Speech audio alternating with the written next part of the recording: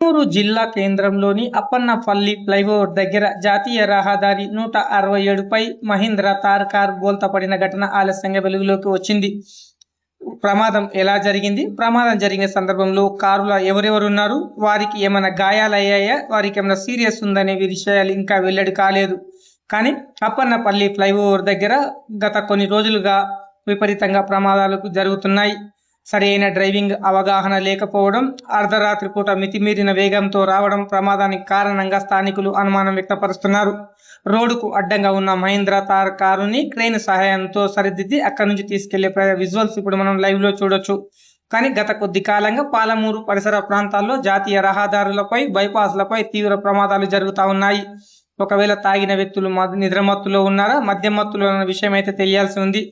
గాయపడిన వారా, లేదంటే వాళ్ళకి ఏదైనా తీవ్రంగా ఇబ్బందులు జరిగాయా, వాళ్ళు హాస్పిటల్లో జాయిన్ అయ్యారా, ఇంతకు ప్రమాదం జరిగిన స్థలంలో కార్ నెంబర్ ప్లేట్లు ఎందుకు పీక్కొని పోయారు అనే విషయమే వెల్లడి కావాల్సి ఉంది. అలాగే కారుకు వెనకాల డాక్టర్ స్టిక్కర్ ఉండడం గమనార్హం. ఎస్విఎస్ డెంటల్ హాస్పిటల్ పరిధిలో ఈ ప్రమాదం జరగడం ఇది తీవ్ర కలకలానికి దారితీస్తుంది. ఎందుకోసం అంటే అప్పన్న ఫ్లైఓవర్ ఎక్కి దిగి దగ్గర టర్నింగ్ ఉండడం, అక్కడే చిన్నగా స్పీడ్ బ్రేకులు కూడా ఉండడం తెలియచ్చు.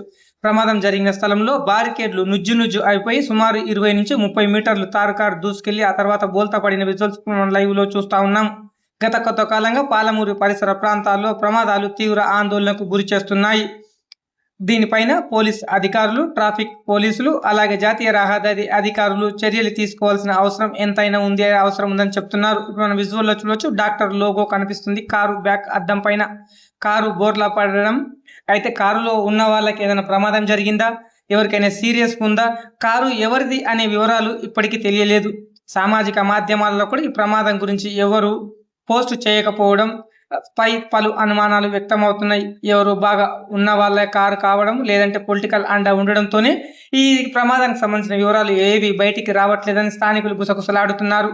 కానీ ఇక మీదటన్నా పోలీసులు ఇలాంటి వారిపైన కఠిన చర్యలు తీసుకొని ప్రమాదాలు నివారించాలని స్థానికులు కోరుకుంటున్నారు. మరి ఈ వార్త పైన మీరేమనుకుంటున్నారో మీ కామెంట్ రూపంలో మీ అభిప్రాయాన్ని తెలియచేయండి. JCL news TV, judiciary, constitution, legislature, నిజమాగదు, తప్పు దాగదు.